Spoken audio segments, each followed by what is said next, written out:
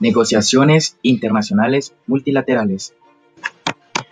A lo largo de la historia, las personas se han desplazado a través de los continentes, habitando cada rincón de la Tierra. Esto ha llevado a generar diversas culturas, idiomas y costumbres, y por ende a crear sus propios estados, teniendo que coexistir a pesar de las diferencias. Por lo tanto, es importante resaltar la importancia que juega el papel de las negociaciones internacionales y cómo esta herramienta, usada de buena manera, nos puede beneficiar para vivir en un mundo en paz. Sin embargo, en una mesa de discusión no todos los participantes tienen la misma potestad, ya que según Thalberg identifica tres fuentes de poder: la fuente estructural, la fuente institucional y la fuente personal. La fuente estructural es donde indirectamente la economía, geografía, demografía, sistema político y la capacidad diplomática de cada país crea un poder estructural agregado. Pero en estados más pequeños y medianos implementan más el poder específico, que depende de las capacidades y los recursos que pueden desplegar en relación a un asunto en concreto. En las fuentes institucionales, los estados pueden usar dos propiedades fundamentales, siendo el veto y la presidencia. Claramente no se debe abusar del veto, ya que esto hace que se pierda la credibilidad y reputación. Por lo tanto, debe ser considerado como una medida de último recurso que solo debe utilizarse para proteger intereses vitales. Por otro lado, usar el poder de la presidencia en una negociación puede proyectar una influencia más relevante. Y por último, en las fuentes individuales es de fundamental importancia para los jefes de gobierno hacer resaltar sus rasgos personales, como es la autoridad personal y la experticia. Actualmente es importante resaltar la forma de negociar con otros estados. Como lo menciona François de Cayet, es todo un arte la diplomacia, ya que se debe construir confianza y esa se alcanza demostrando cortesía y buena fe. La negociación multilateral es aquella que se establece entre varias partes, ya sean personas o grupos, con el objetivo de resolver un conflicto real o posible. El fin siempre tiene que ser resolver las diferencias entre las partes implicadas y generar una posición ventajosa para los intereses de todas ellas, lo que resulta más complicado cuando hay varios agentes implicados. A diferencia de las negociaciones bilaterales, las multilaterales tienen estas características propias. Tratar de conciliar intereses de tres o más agentes, multiplicidad de temas a tratar, presencia de múltiples roles, incremento de la posibilidad de que las opiniones fluctúen y la posibilidad de formación de coaliciones. En una negociación multilateral, la forma de llegar a acuerdos se vuelve un poco más complicada, al estar presentes diferentes intereses. La complejidad reside principalmente en que cada una de las partes añade asuntos, posiciones y prioridades. Para afrontar con éxito una negociación multilateral, las conversaciones deben ser cuidadas en diferentes ejes, poniendo en claro los intereses comunes y los contrapuestos, aunque desde el convencimiento de que las demandas iniciales tendrían que ir modificándose para llegar a un compromiso aceptado por las diferentes partes que están implicadas. En el caso de una negociación multilateral, lo más adecuado sería establecer una estrategia de negociación que fije desde el primer momento cuál es el mínimo que cada parte quiere conseguir. Se toma especial relevancia en los procesos de ofertas y contraofertas, ya que marcan el ritmo de la negociación y permiten llegar a un acuerdo. Un mediador ayudará a generar la confianza necesaria para que las partes puedan exponer hasta qué punto están dispuestos a reducir sus expectativas para llegar a un consenso que satisfaga a todos los implicados. La negociación distributiva es que una o varias partes ganan lo que las otras pierden.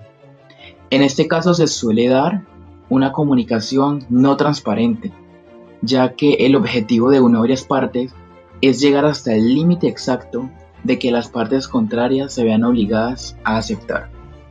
Por otro lado, la negociación integrativa o cooperativa es que todas las partes, a base de sesiones, se pueden salir ganando.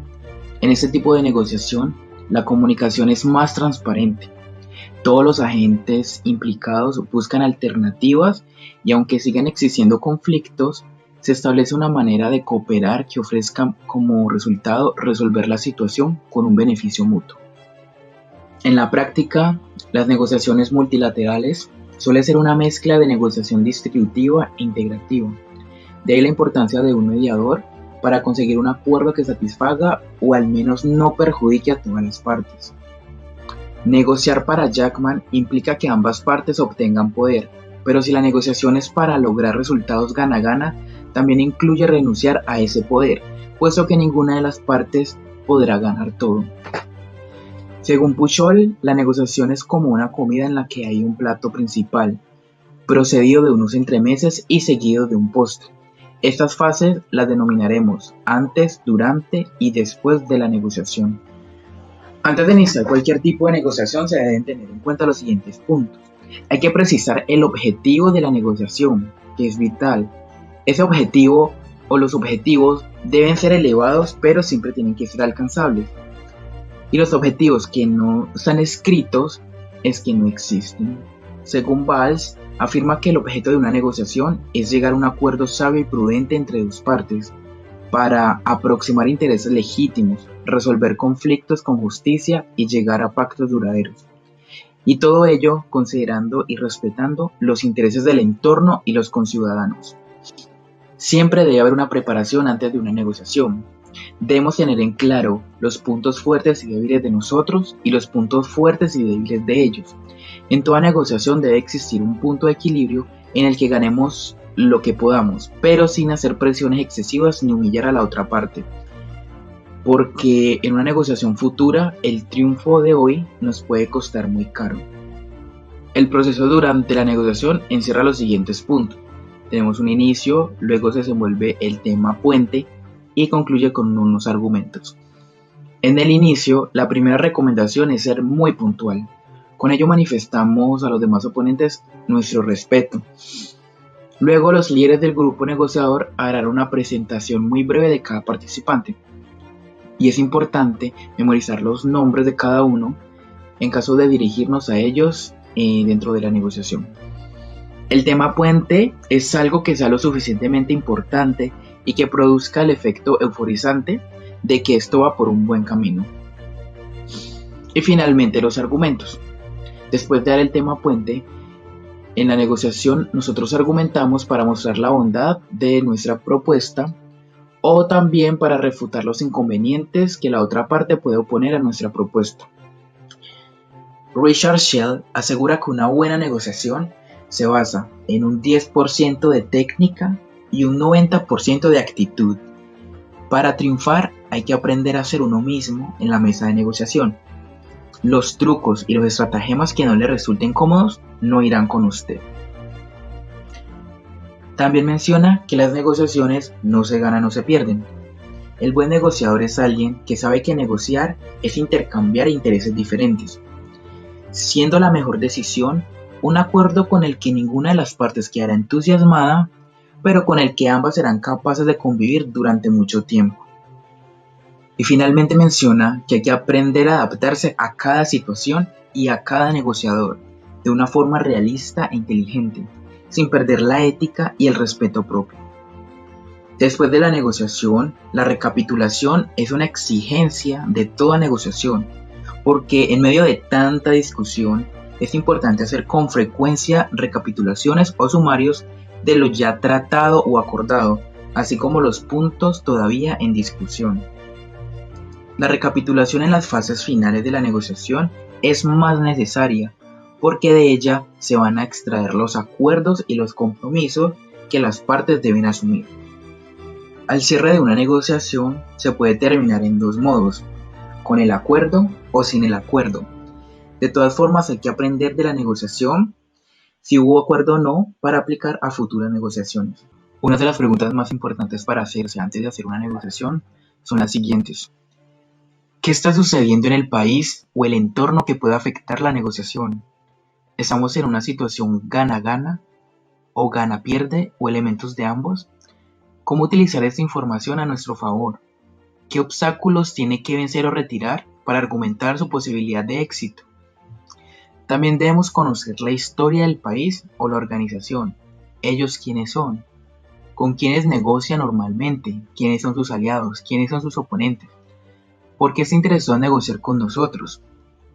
¿Es una nueva negociación o ya había estado interesado anteriormente? ¿Qué tenemos en común? ¿Y cuáles son sus fortalezas o debilidades? En el lenguaje de la negociación se tienen en cuenta tres áreas principales de la comunicación: las palabras que escogemos, el tono de voz con el que nos expresamos y nuestro lenguaje corporal, incluyendo nuestra apariencia. Según estadísticas de la comunicación cara a cara, nuestro lenguaje es manifestado más del 50% por nuestro lenguaje corporal, vestuario y apariencia, cerca del 40% por nuestro tono de voz y únicamente el 10% por medio de las palabras. Por tal motivo, para tener éxito en una negociación, debemos saber manejar estos tres aspectos. Los latinoamericanos piensan que negociar es resolver un conflicto que requiere del sacrificio de una de las partes, pero prefieren hacerlo de una manera amistosa e informal. Los latinos no se distinguen por la preparación de las negociaciones, pero son brillantes improvisadores. Ellos plantean negociaciones a corto plazo porque son muy flexibles en el manejo del tiempo. Los latinos son muy emocionales y utilizan tácticas de poder en la negociación, pero se arriesgan y confían en la contraparte, si sienten afinidad y se desarrolla la amistad. El embajador Rubens Recupero pone sobre la mesa un tema del problema del sistema multilateral del comercio. Él menciona: lo que queremos es la integración virtuosa, la integración que permitirá a países como los nuestros exportar cada vez más productos de mayor contenido tecnológico, cada vez capturar más valor agregado para crear empleos con buenos salarios y ejercer un efecto de distribución, y está claro que este tipo de integración de calidad fue conseguida por muy pocos países en desarrollo. Tal vez por algunos asiáticos como China, Taiwán, Corea del Sur y por otros. Quizá sea menos de 6 o 7 países los que han logrado realmente dicha integración a lo largo de 20 o 30 años. Ya que por lo general los países en desarrollo carecen de información para negociar eficazmente. La actual disparidad de conocimiento entre los países desarrollados y los de en vía de desarrollo podría entorpecer los debates entre las partes y dificultar las negociaciones hacia una solución de mutuo beneficio. Y para finalizar, se dan las siguientes conclusiones. Negociar es algo innato del ser humano, que debemos estar cultivando frecuentemente de acuerdo con nuestras actividades. Saber negociar es buscar el gane-gane entre dos personas para beneficio mutuo, no solo de un momento, sino para siempre. Para negociar debemos tener muy claros los objetivos. Esos deben ser alcanzables y estar escritos dentro del proceso. Si no se han definido, no existen. En la negociación, las partes involucradas tardarán de alcanzar un acuerdo que satisfaga al máximo los intereses del uno y del otro. Al llegar a una negociación, debemos consultar quién es nuestro oponente. No podemos desconocer su cultura, porque son personas y tienen unas dimensiones culturales visibles e invisibles. Forman parte de un contexto, de un país y de una organización. Y este conocimiento es una gran oportunidad para la negociación. Es importante conocer las etapas que se dan dentro de la negociación, como son el inicio, tema puente, los argumentos, la recopilación y el cierre. Y aprender de la negociación nos permitirá un mejor desenvolvimiento del mismo. Y por último, no olvidemos que nosotros como negociadores tenemos un lenguaje dentro de la negociación, como son nuestras palabras con las que nos comunicamos, el tono de voz y nuestro lenguaje corporal. Es la imagen que proyectamos y que debemos saber manejar.